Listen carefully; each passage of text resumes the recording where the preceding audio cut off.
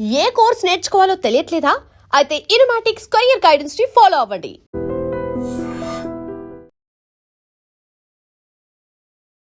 పంతొమ్మిది 1989లో శివ సినిమా తీసి ఇప్పటికీ ఈ గాయపడ్డ సినిమా వల్ల వచ్చేది లేదు పోయేది లేదు. జేడీ బ్రాండ్ అట్టాగే ఉంది. మీ డైరెక్టర్ కశ్యప్ శ్రీనివాస్ గురించి చాలా రియలిస్టిక్గా తన సినిమాలో ఎలా వాడుకోగలడో మీరు ఈ సినిమాలో అక్కడే సెట్లోనే ఒక ముగ్గురు అడ్డం పెట్టుకొని టక్క షర్ట్స్ మార్చేసుకోవడం. క్యారవాన్ ఉన్న చోటు నుంచి స్పాట్కి 10 minutes అండి. అలా నాకు 8 changes ఉన్నాయి. ప్రమోషన్స్లో మీరున్న దగ్గర తరుణ్ భాస్కర్ గారు ఉండట్లేదు, తరుణ్ భాస్కర్ ఉన్న దగ్గర మీరు ఉండట్లేదు. సినిమాలో ఆయన లేయర్ వేరుగా ఉంటుంది, మీ లేయర్ వేరుగా ఉంటుంది. ఇద్దరు కలిసిన ఆ సీక్వెన్స్ షార్ట్స్ కానీ ఏవి చూపించట్లేదు. సినిమాలోనా ఇంటర్వ్యూస్లోనూ అలాగే ఉంది.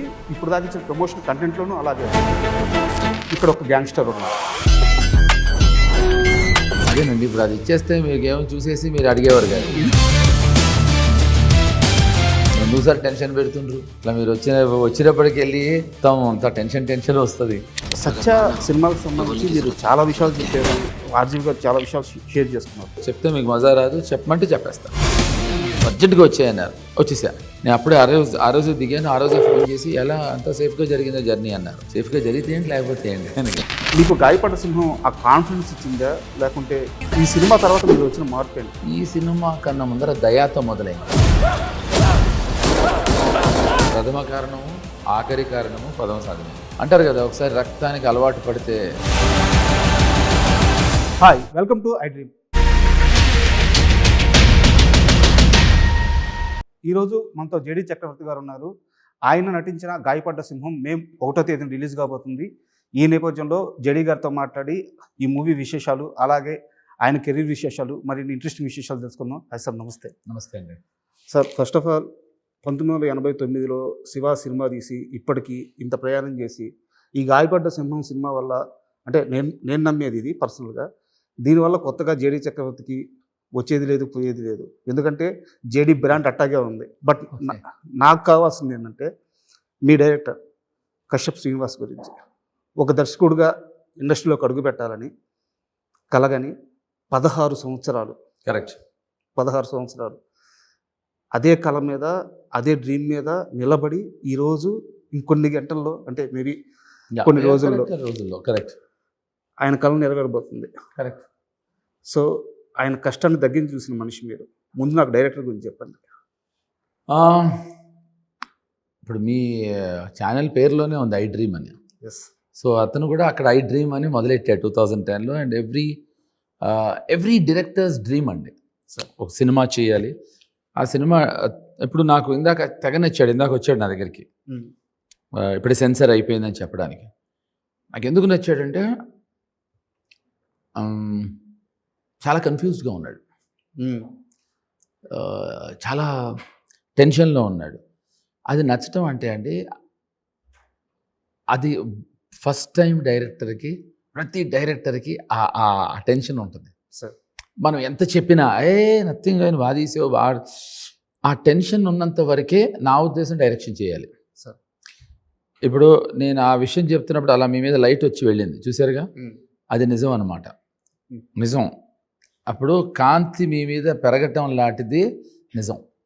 నేను చెప్పిన విషయం మీకు నేచర్ కూడా మీకు స్పందిస్తుంది. సో తను ఆ టెన్షన్ చూసి ఎందుకు ముచ్చటేసిందంటే, నేను సినిమా తీసాను, అది ఇప్పుడే సెన్సర్ అయింది. సెన్సర్ వాళ్ళు ఏమన్నారు అన్న, అదేనండి అదే అంటే ఆ ఒక్క ఏదైతే టెన్షన్ ఉంటుందో అది నాకు చూడడానికి ముచ్చటేసింది. బికాజ్ ప్రతి ఫస్ట్ టైం డైరెక్టర్కి అది ఉంటుంది. సెకండ్, తను షార్ట్ ఫిల్మ్స్ నుంచి స్టార్ట్ చేసి తర్వాత బ్రేకప్ కన్సల్టెంట్ అని ఒక వెబ్ సిరీస్ చేసి, నాకు తెలిసినంత వరకు తను ఒక 4-5 సినిమాలు డైరెక్ట్ చేసినంత అనుభవం ఉంది. కరెక్ట్. తన దగ్గర చాలా తెలివి గలవాడు, సమయస్ఫూర్తి గలవాడు. అన్నిటికీ మించి తనకు ఒక విచిత్రమైన ఒక వేరే ఒక శైలి ఉంది. తను మాట్లాడినప్పుడు చాలా సైలెంట్గా మాట్లాడతాడు, కానీ దాంట్లో ఒక వ్యంగ్యం ఉంటుంది, ఒక వెటకారం ఉంటుంది. అది మనకు అర్థమై నవ్వుకునే లోపల మళ్ళీ ఇంకో పదం మాట్లాడేస్తాడు. తను హ్యూమర్ని ఎఫర్ట్ పెట్టడు, తనకి ఎఫర్ట్ పెట్టాడు. తన తన నరాల్లో జీర్ణించుకుపోయి ఉంది. అది జీర్ణించుకుపోవటం వల్ల ఆ ఏదైతే తనకున్న ఆ ట్రైట్ ఏదైతే ఉందో అది సినిమాలో పుష్కలంగా పెట్టాడు సార్. అది మీకు పుష్కలంగా కనిపిస్తుంది. అంటే ఇది నేను ఫర్ ఎగ్జాంపుల్ అంటే నేను తనతో నవ్వుతూ అంటూ ఉంటా. ఇప్పుడు ఏదైనా సినిమా వచ్చింది అనుకోండి, దాంట్లో ఉండే ఏదైనా సీన్ చూసాడు అనుకోండి, కాపీ కొట్టేసి పెడతాడని నేను అన్ను, స్పూఫ్ కూడా అన్ను. నేను దాన్ని తీసుకుని చాలా రియలిస్టిక్గా తన సినిమాలో ఎలా వాడుకోగలడో మీరు ఈ సినిమాలో చూడొచ్చు. So I think is a very intelligent writer, equally intelligent director. అంటే యాక్చువల్గా ఇది నేను చాలా దగ్గర సోర్స్ ద్వారా తెలుసుకున్నదే. జేడి చక్రవర్తి చూడని స్టార్డమ్ లేదు, జేడి చక్రవర్తి కొట్టని హిట్ లేదు, జేడి చక్రవర్తి పడి లేచిన సందర్భాలు ఎన్నో. ఇంత కెరీర్ చూసిన మీరు సెట్లో, ఈ గాయపడ్డ సినిమా సెట్లో చొక్కా మార్చుకోవాలంటే సెట్లోనే, అంటే క్యారీ వ్యాన్కి వెళ్ళి వచ్చే లోపల లేట్ అయిపోద్దని అక్కడే సెట్లోనే ఒక ముగ్గురిని అడ్డం పెట్టుకొని టక్క షర్ట్స్ మార్చేసుకోవడం, అండ్ ఈవెన్ ప్యాంట్ మార్చుకోవాలన్నా వాళ్ళు అడ్డం నుంచినారు కానీ నాకు అడ్డం వద్దని చెప్పాను. అంటే నాకు మేకర్సే చెప్పారు, ఓకే క్యారీ వ్యాన్కి వెళ్ళి వచ్చే లోపల లేట్ అయిపోద్దాము. అది నిజమండి. ఏంటంటే ప్రాక్టికల్ ప్రాబ్లం ఉంటుందండి. ఇప్పుడు మేము ఒక ఫ్యాక్టరీలో చేసాం, అది అల్యూమినియం ఫ్యాక్టరీ. ఇప్పుడు అల్యూమినియం కాదు, హెచ్ఎంటి. ఏంటంటే క్యారవాన్ ఉన్న చోటు నుంచి స్పాట్కి 10 minutes అండి వెళ్ళడానికి, రావడానికి 10 minutes, మార్చుకోవడానికి 10 minutes. అలా నాకు 8 changes ఉన్నాయి. అవును, 4 hours పడుతుందండి. మధ్యలో ఎవరైనా ఫోన్ చేశారనుకోండి 4.5 hours పడుతుంది. మధ్యలో మనం ఎవరికైనా ఫోన్ చేసామనుకోండి 5 hours పడుతుంది. సో ఒక 4 గంటల సేపు అంటే ఒక హాఫ్ కాల్ షీట్ వేస్ట్ అవుతుంది. ఒక చొక్కా మార్చుకోవడానికి అంత దూరం వెళ్ళి రావటం అనవసరం. అదే ఇక్కడ అనుకోండి, నేను మొత్తం 8 చొక్కాలు 10 నిమిషాలు మార్చుకున్నాను సార్. సో టైం సేవింగ్ అండి. ఇప్పుడు ఇది ప్రొడక్షన్ పాయింట్ ఆఫ్ వ్యూలో నేను ప్రొడ్యూసర్ని, నేను డైరెక్టర్ని కనుక అని కాదండి. అది it's a basic human trait.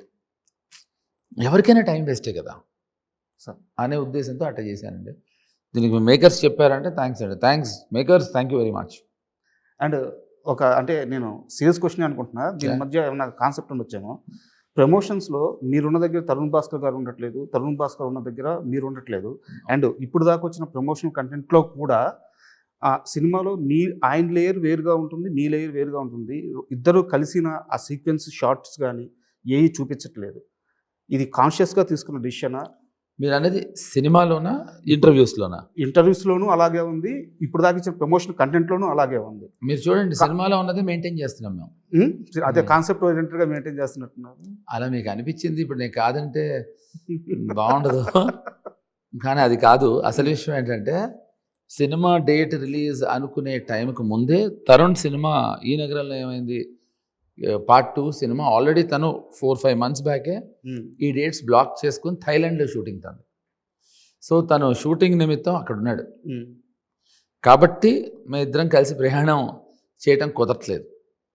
And అంటే కంటెంట్ పరంగా చూసుకున్నా సరే అది మీరు చెప్పారు కనుక ఇప్పటి నుంచి దీన్ని వాడుకుంటా రాజా. నేను వాడుకుని యాక్చువల్లీ కాంటెంట్ ప్రకారం ఇద్దరం కలవకూడదు, అందుకే కలవట్లేదని. ఇప్పుడు మీరు అడిగిన తర్వాత నాకు వచ్చిన ఆలోచన కనుక నెక్స్ట్ ఇంటర్వ్యూ చూడండి అదే చెప్పబోతున్నా. అప్పుడు లైట్ మళ్ళీ అలా ఆఫ్ అయ్యి ఆన్ అవుద్ది. అంటే ఈవెన్ కంటెంట్ పరంగా చూసుకున్నా సరే, ఇప్పుడు తరుణ్ భాస్కర్ ఒక యుఎస్ వెళ్ళాలనుకున్నారు, వీసా కష్టాలు. కరెక్ట్. బట్ ఇక్కడ ఒక గ్యాంగ్స్టర్ ఉన్నాడు. కరెక్ట్.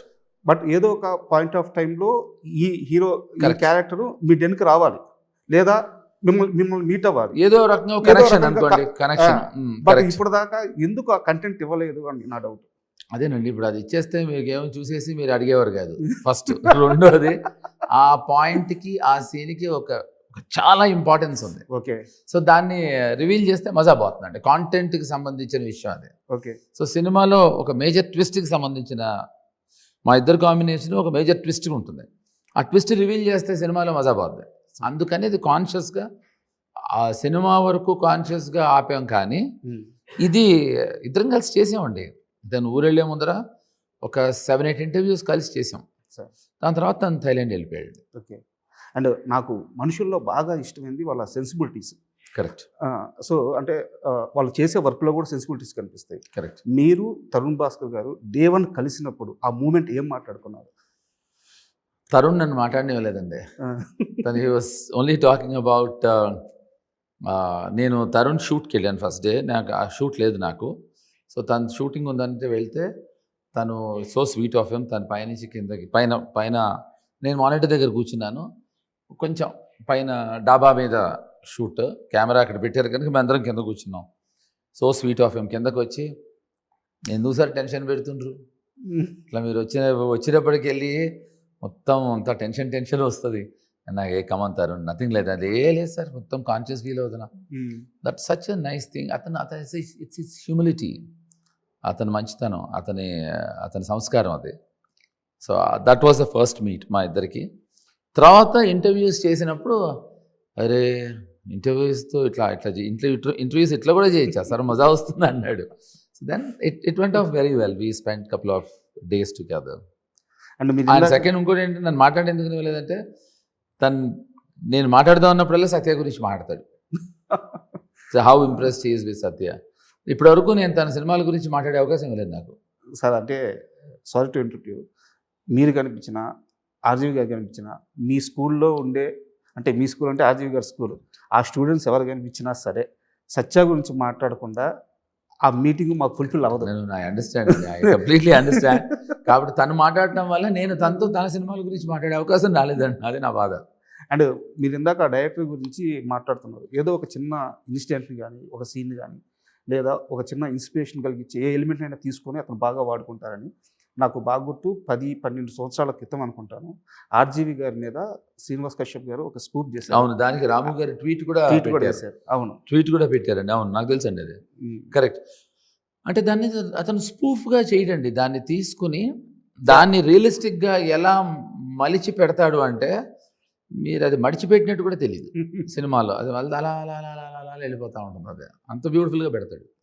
అండ్ ఇందాక మనం సత్య టాపిక్ వచ్చాం, బట్ నేను ఇంటర్వ్యూ ముందే కాదు, మిమ్మల్ని లాస్ట్ మీ బర్త్డే ఫ్యూ డేస్ బ్యాక్ కూడా కలిశాను. అక్కడికి వచ్చినప్పుడు కూడా అవకాశం ఉంటే మాట్లాడదామని ప్రిపేర్ అయ్యాను. మీకు థ్యాంక్స్ కూడా చెప్పాను నేను. కరెక్ట్. సత్య సినిమాకి సంబంధించి మీరు చాలా విషయాలు చెప్పారు, ఆర్జీవి గారు చాలా విషయాలు షేర్ చేసుకున్నారు. బట్ అప్పుడు మీరు తెలుగులో చాలా సక్సెస్ఫుల్గా ఉన్నారు, వరుస హిట్స్ ఉన్నాయి. కరెక్ట్. ఆ ఫోన్ కాల్ జడి వచ్చాయి, ఆ క్షణం ఏ క్షణంలో వచ్చింది, ఏం మాట్లాడారు, ఏం నమ్మి వెళ్ళారు? అంటే చాలా పెద్ద కదండి, దాన్ని క్లుప్తంగా నేను కట్ చేసి చెప్పాలి. ఇప్పుడు చెప్తే మీకు మజా రాదు, చెప్పమంటే చెప్పేస్తా. మధ్య వచ్చేటట్టే చెప్పండి. ఓకే, ఇప్పుడు నేను యూఎస్లో ఉన్నాను, అర్జెంటుగా వచ్చాయన్నారు, వచ్చేసా. సో అప్పుడే యూఎస్కి వెళ్ళటం వల్ల నేను అప్పుడే ఆ రోజు దిగాను. ఆ రోజే ఫోన్ చేసి ఎలా అంత సేఫ్గా జరిగిందో జర్నీ అన్నారు. అది రాముగారు కాదే, సేఫ్గా జరిగితే ఏంటి లేకపోతే ఏంటి ఆయనకి ఏదో అడుగుతున్నాడు, ఏదో తేడా ఉందని. ఏంటి సార్ విషయం అన్న, నెక్స్ట్ ఫ్లైట్లో వచ్చాయి అన్నాడు ఆయన. అంత సొంత ఫ్లైట్లు లేవు సార్ మనకి ఆ రోజుల్లో, పైగా నెట్వర్క్ మన ఇంటర్నెట్లో అవి కూడా అంత రాలేదు. సో నేను బ్రిడ్జ్ వాటర్లో ఉంటుంది మా అక్క, అంటే న్యూ జెర్సీలో. సో అక్కడి నుంచి న్యూయార్క్కి వెళ్ళి టికెట్ మార్పించుకురావటం 4-5 రోజులు పట్టింది. ఆ 4-5 రోజుల్లో షాపింగ్లు చేసేస్తాం కదా. సో ఫుల్ బాగేజ్ టీషర్ట్ అంతా వేసుకుని నేను బాంబే వెళ్ళి ఆయన ఎందుకు అర్జెంటుగా రమ్మన్నారు, 4 రోజుల తర్వాత వెళ్ళి కలిసాను. నేను వచ్చానని తెలిసి చాలా ఎక్సైటింగ్గా బయటకు వచ్చారు. ఎందుకో ఫస్ట్ టైం డిసప్పాయింట్ అయ్యాను చూశాను. యా యా యా యా అంటారే, ఏం మాట్లాడలేదు. ఏంటి అంటారు, మాట్లాడలేదు, ఎందుకు రమ్మంటే చెప్పట్లేదు. ఓకే నీకేమైనా పని ఉంటే హైదరాబాద్ వెళ్ళిపోన్నారు. అయ్యా అనేవో అనుకుని ఆ విషయం చెప్తే అదేదో నెల అక్కడ మా అక్క దగ్గర ఉండి వచ్చేవాడిని కదా అనుకుని సరే అని హైదరాబాద్ వెళ్ళిపోయా. ఏమైందంటే నాకు ఇక్కడి నుంచి అక్కడికి వెళ్ళటం, ఆ మన ఐ హ్యాడ్ జెట్ ల్యాగ్. ఆ జెట్ ల్యాగ్ అక్కడి నుంచి మళ్ళీ రోజు న్యూయార్క్ వెళ్ళి టికెట్ ట్రై చేసుకురావటం, రెస్ట్ లేకపోవటం, మళ్ళీ ఫ్లైట్ ఎక్కి వచ్చేయటం, ఈ ప్రయాణంతో నాకు ఫీవర్ వచ్చేసింది. సో ఇమీడియట్గా హైదరాబాద్ రాగానే చాలా హై ఫీవర్ వచ్చింది. సో ఇంకొక 3 days అలా పడుకుని ఉన్నాను. సో ఎవరో బెల్ కొట్టారు. మా మదరు ప్రొఫెసర్గా వర్క్ చేసేవారు మ్యూజిక్లో, ఆవిడ వెళ్ళిపోయారు. ఇంట్లో ఆ రోజు మధ్యాహ్నం ఎవరూ లేరు. సినిమాలో లాగే ఇందాక మన లైట్ ఆన్ ఆఫ్ అయినట్టే మా ఇంట్లో కూడా లైట్ ఆన్ అవుతుంది. అంటే అదే నా పరిస్థితి అనమాట. నా కళ్ళు అలా కనిపిస్తున్నాయి. చాలా జ్వరంలో ఉన్నాయి, ఎవరో టింగ్ టింగ్ టింగ్ టింగ్ టింగ్ టింగ్ టింగ్ టింగ్ టింగ్ టింగ్ టింగ్ బెల్లు కొడుతూనే ఉన్నారు. ఎవడరా అని బెల్లు తీసా. రాముగారు, సార్ రాముగారు రండి అన్న. ఆయన అలా షాక్గా చూస్తున్నారు. ఇలాగే రండి సార్ అన్న. వచ్చారు, కూర్చున్నారు. కూర్చుని sir I'm not well sir అని ఏం మాట్లాడలేదు, చూస్తున్నారు. చక్రి, యాక్చువల్లీ నేను ఎందుకు వచ్చానంటే I wanted to tell you that నేను అప్పుడు సత్యాన్ సినిమా తీస్తున్నారని తెలుసు నాకు, బట్ నన్ను అనుకుంటున్నారని తెలియదు. నేను రమ్మంది నేను కాస్టింగ్ కోసం, బట్ మొన్న నేను చూసి నేను చాలా డిసప్పాయింట్ అయ్యాను. ఇది మనకున్న రిలేషన్షిప్లో నేను ఫోన్లో చెప్తే కరెక్ట్ కాదని నేను ఇంటికి చెప్పడానికి వచ్చాను. నేను అసలు ఏ అనారోగ్యంలో ఉన్నా ఓకే సార్, బట్ ఇవాళ నీ లుక్ చూసింది కాదు, నేను ఫిదా అయిపోయాను, నువ్వేనా సత్య అన్నారు. ఆ విషయం తెలిస్తే జ్వరం ముందే తెప్పించుకునేవాడిని కదా. సో మేబీ జ్వరం కాదండి, he like the way you know probably అప్పుడు నేను ఆ బ్యాగీస్ ఆ టీషర్ట్ ఏదో కొత్తగా అప్పుడే అమెరికా నుంచి వచ్చి హడావుడిగా వెళ్ళుంటే ఆ లుక్కి or the way I looked at that point of time match అయ్యాడు. ఇది నాకు సత్య రావడానికి రీజన్. సో సత్య రావడానికి అసలు రీజన్ ఆ జ్వరం. సార్ సత్య రావడానికి జ్వరం రావడం, ఆ జ్వరం రాకపోతే సత్య వచ్చేది కాదు.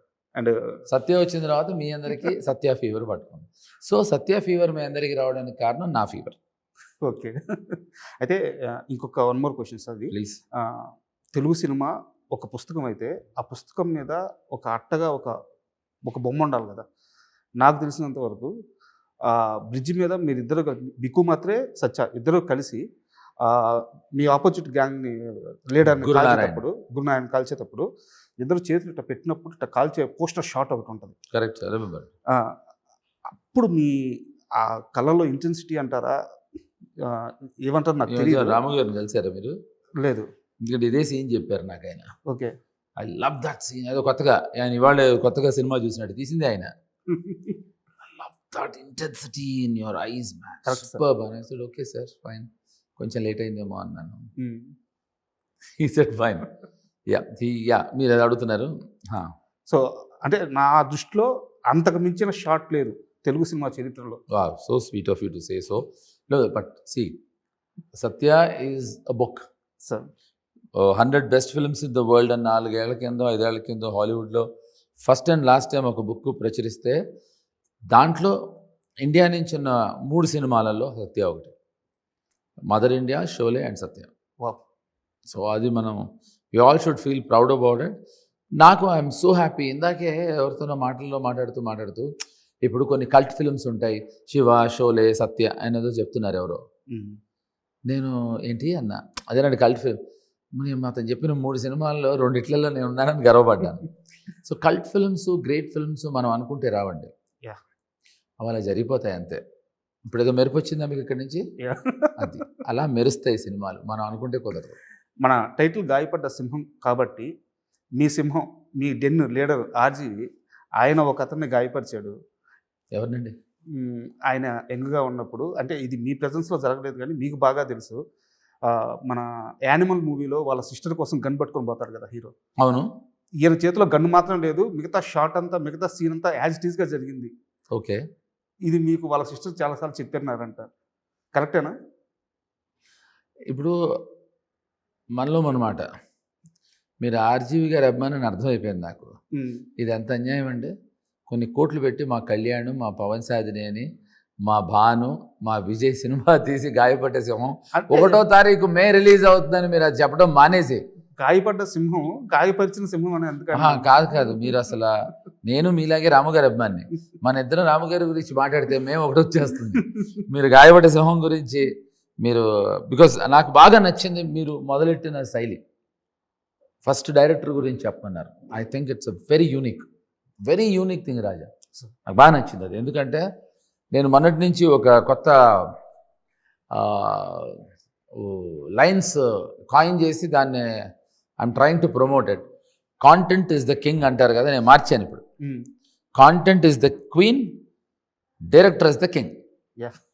ఇది నేను కొత్త కాయినింగ్ పెట్టాను ఇప్పుడు. సో మీరు అలాంటి కింగ్ అయిన డైరెక్టర్ గురించి మాట్లాడటం అనేది చాలా ఆనందంగా ఉంది. అండ్ మీ క్యారెక్టర్ కూడా గాయపడ్డ సింహంలో ఆ సత్య కంపెనీకి సంబంధించిన డీటెయిల్స్ తెలియవు అని చెప్పేసి ఒక డైలాగ్ ఉంటుంది టీజర్లో. అవును. అండ్ మీ క్యారెక్టర్ చూసుకుంటే సత్య రెఫరెన్స్ కనిపిస్తుంది, మనీ మూవీ కామెడీ ఆ ఫ్లేవర్ కనిపిస్తుంది. కరెక్ట్. అంటే మీరు ఇది వరకు చేసి వచ్చిన చాలా good observation. yes right, I agree with you. చాలా సినిమాల్లో, చాలా మంచి సినిమాల్లో ఉన్న రెఫరెన్స్లన్నీ అలా వచ్చిపోతున్నాయి ఆ టీజర్లో. అంటే రాజా, రెఫరెన్స్ల కన్నా మీరు అన్నది ఇందాక కరెక్ట్. ఏంటంటే దాని తాలూకు రిఫ్లెక్షన్. రెఫరెన్స్ తీసుకోలేదు అతను, రెఫరెన్స్ కాదు, అతను ఆ సీన్స్ని స్పూఫ్ చేయకుండా దాని తాలూకు రిఫ్లెక్షన్ రియలిస్టిక్గా తీశాడు. ఎస్, మీరు చెప్పిన సినిమాలు అన్నిటివి తాలూకు రిఫ్లెక్షన్స్ కనిపిస్తాయి. నేను ఇంకో వర్డ్ కూడా చెప్తాను. యాక్చువల్గా ఈ మధ్య కాలంలో అజిత్ గారిది గుడ్ బ్యాడ్ అగ్లీ అని ఒక మూవీ వచ్చింది. అజిత్ గారిని అక్కడ ఎంత విపరీతంగా లవ్ చేస్తారో మీకు తెలుసు. ఆయన పాత సినిమాలన్నింటిలో నుంచి ఆ స్పాక్స్ అన్నీ తీసుకొని ఆ సినిమా కథే రాసేశారు.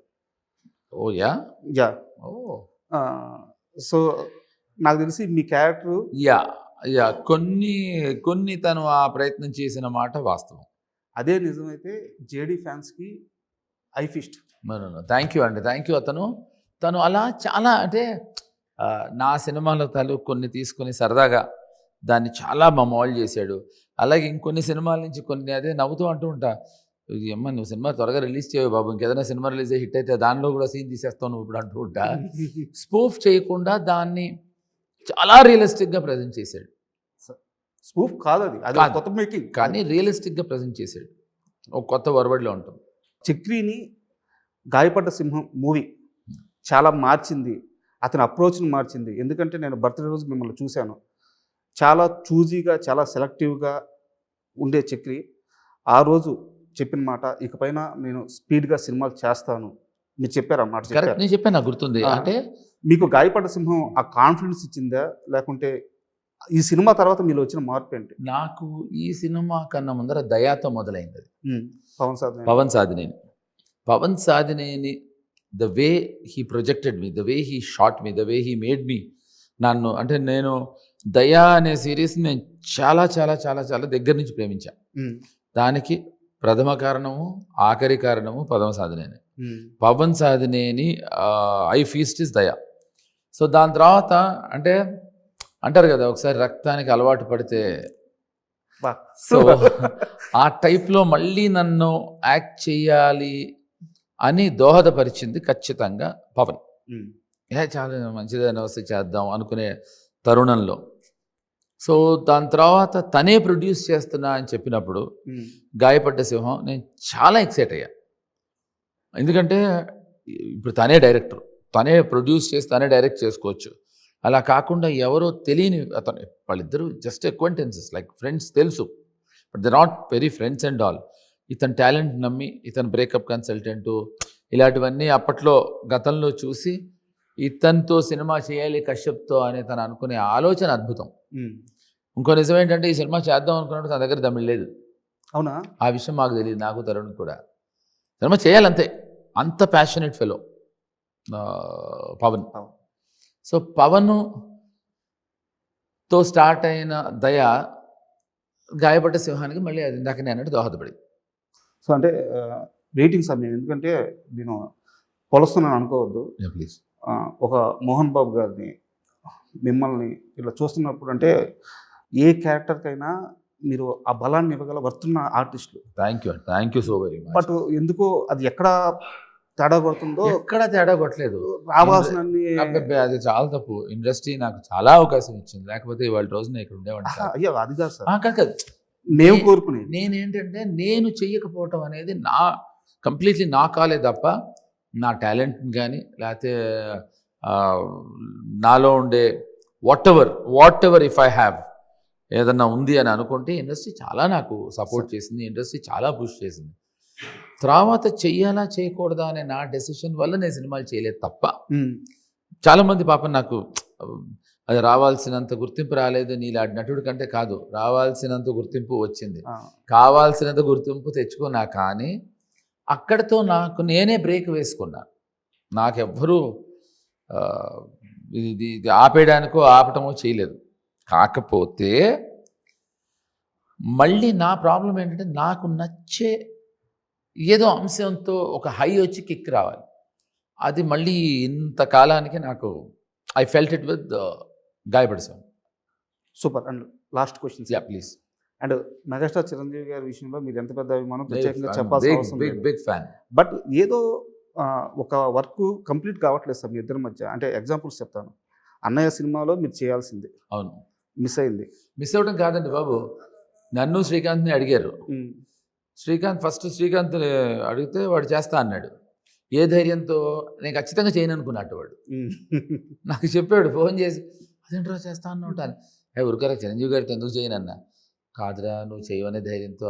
యాక్చువల్గా ఏంటంటే శ్రీకాంత్ అప్పుడే ఇండివిజువల్గా సినిమాలు చేయడం మొదలెట్టి ఎంతవరకు కరెక్ట్ అని నాకు తెలియదు. వాడి రీజన్ నాకు గుర్తులేదు, ఇప్పుడు నేను చెప్తే కూడా తప్పు.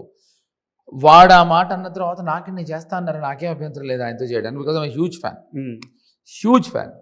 సో అలా ఏదో శ్రీకాంత్ వెళ్ళి ఆయనకి, సార్ నేను కొన్ని కారణాల వల్ల చేయలేను అని వాడు డ్రాప్ అయ్యాడు. అప్పుడు నేను వాడు చేస్తే బాగుంటుంది కనుక అప్పుడు ఇంకా వేరే అని అలా, అంతే తప్ప నేను చేయను లేదు. సో ఇది ఫస్ట్ క్లారిఫికేషన్. అండ్ ఇంకో నా క్వశ్చన్ కూడా ఇంకా కంప్లీట్ అవ్వాలి. మరి సెకండ్ థింగ్ ఏంటంటే నేను కరెక్ట్ అయితే ఓకే, రాంగ్ అయితే అది కరెక్టే, మీకు నాకు అర్థమైంది. మీరు చిరంజీవి గారి చేత ఓపెన్ చేసి మీరు డైరెక్టర్ గా మహాత్మా గాంధీ అని, అందుకే తెలిసి నాకు అదే అడుగుతున్నా. Mahatma Gandhi autobiography so start చేశారు. అంటే ఐ మీన్ కార్యక్రమం అయితే ఓపెన్ అయింది, సినిమా 80% షూట్ అయిపోయింది. సో అది కూడా కంప్లీట్ అవ్వలేదు, అది కూడా ఆగిపోయింది. నేచర్ ఏదో ఒక బిగ్ వర్క్ మీ ఇద్దరి మధ్య కోరుకుంటుంది. అంటే నా ఉద్దేశం ఏంటి చెప్పనా, అవి చేస్తే అక్కడతో రుణానుబంధం తీరిపోతుందేమో, కాబట్టి చేయకుండా I think it is taking, as you rightly said, maybe there is something big in store. ఎందుకంటే నేను హ్యూజ్ ఫ్యాన్. సో ఆయన్ని నేను ఫస్ట్ టైం చూసినప్పుడు ఎలా ఎక్సైటింగ్గా ఫీల్ అయ్యాను, ప్రతిసారి ఇప్పటికి కూడా అంతే ఎక్సైట్మెంట్ ఫీల్ అవుతూ ఉంటాను. సార్ ఫైనల్గా ఫస్ట్ ఆఫ్ ఆల్ మీకు థ్యాంక్ యూ. ఎందుకంటే అయ్యో థ్యాంక్స్. శ్రీనివాస్ కశ్యప్ లాంటి ఒక యంగ్ డైరెక్టర్కి మీరు చాలా సపోర్ట్గా నిలిచారు ఈ మూవీలో. థ్యాంక్ యూ అండి. సో అలా న్యూ ఏజ్ డైరెక్టర్కి మీలాంటి ఆర్టిస్టులు తోడుగా ఉంటే నిజంగా మ్యాజిక్ జరుగుద్ది, నేను బలంగా నమ్ముతున్నాను. Thank you. సో మూవీ పెద్ద సక్సెస్ అయిన తర్వాత ఒక మరి కంప్లీట్ ఇంటర్వ్యూ మనం చేయాలి. 100%. అప్పుడు ఇంకా చాలా విషయాలు నేను బయలు చేస్తాను. Thank you sir. Thank you very much. Thanks a lot.